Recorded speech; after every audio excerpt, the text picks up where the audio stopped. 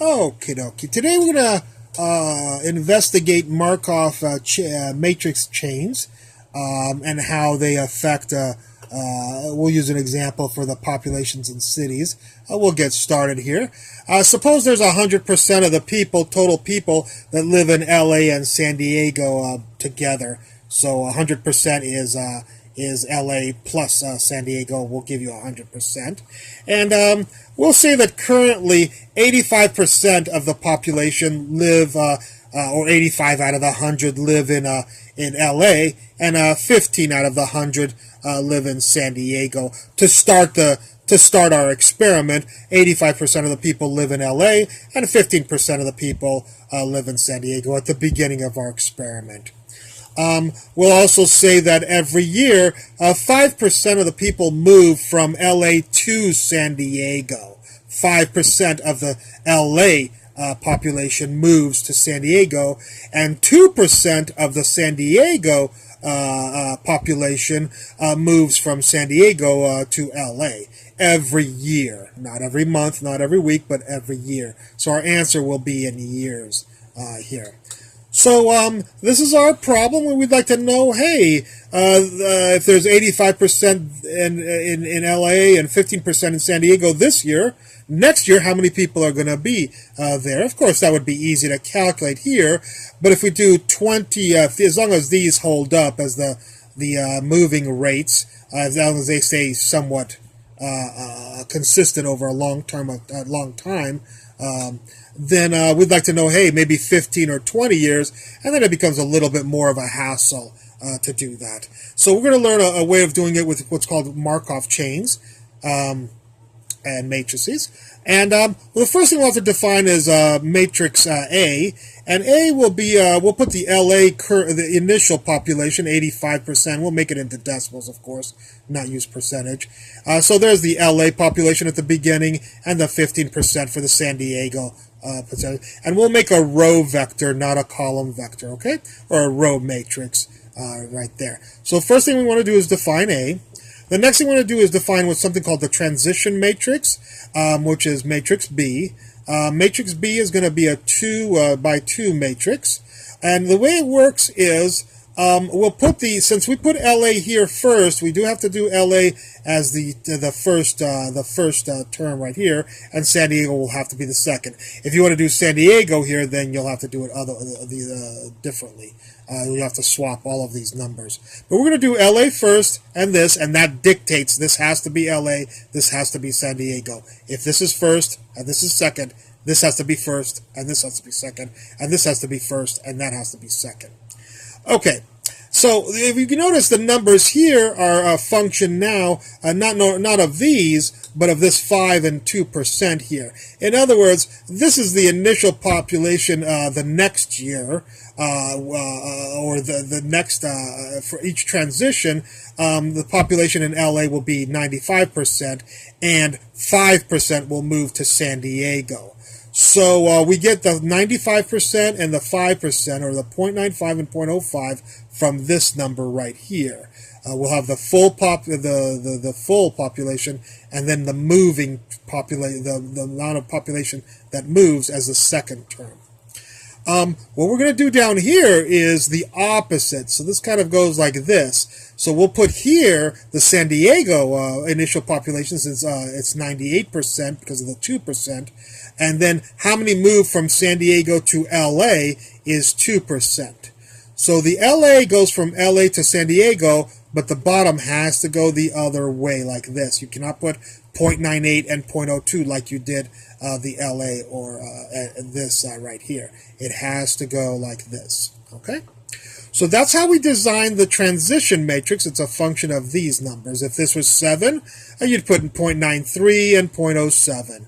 If this was 15, you'd put 0.85 and 0.15 right here. So these numbers determine your transition matrix. Okay, let's find out what happens 1 year later. Well, 1 year later, what will happen is you'll have 5% move out of LA, and 2% move back to LA. So this is kind of a little bit complicated. And so what we'll do is, if you want to know what happens, what the population is it 85.15 after 1 year? No, we'll take A, matrix A, and multiply times matrix B, in this order, of course. So here's matrix A, and here's matrix B, and we'll multiply them. And I assume you know how to multiply. This times this will give you this, and this times this will give you that. That's this times this, just for completeness sake. This times this plus this times this, if you want to do it on a calculator, is equal to 0.81. Then this times this plus this times this will give you 0.19. So that's how you multiply matrices. This times this row times column, row times column. Okay?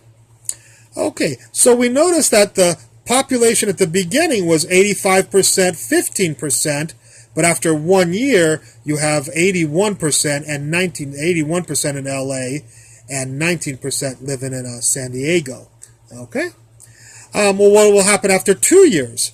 Well, since this is the next population, we'll do what we did here, but we'll just put that in the front, which is right here. This A times B is this, so we'll put 0.81, 0.19, and we'll multiply it times this transition matrix again. And when you multiply this in front instead of this times this, you will get 0.77 and 0.23, which means now in the second year, after 2 years, there's 77%, not 85 like the beginning, living in LA, or 77 people if you want to do 100 people, and there's 23 people living in San Diego, not 15% like here. So what we'd like to know is, if we keep on doing this 20 years later, 40 years later, does the population stabilize, Does it stabilize to a specific thing, or does it go down to 0 in LA? What's going on here? So we can find something called the long-term behavior, or the fixed probability vector. And I'm not going to derive it for you. I'm just going to state what it is. This is the formula for what's called the fixed probability vector, and this will tell us. Here's a fixed probability. It'll tell us the long-term population, how many people are living in LA.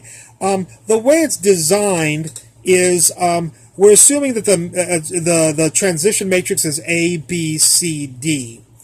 So when we look at our transition matrix, A is 0.95, B is 0.05, C is 0.02, and D is 0.98. So this was A, this is B, this is C, and that is D.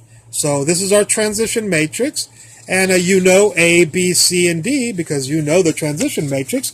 And if you know A, B, C, and D, you can plug them all into these formulas, and you can figure out this number and this number. And I did that for you down here.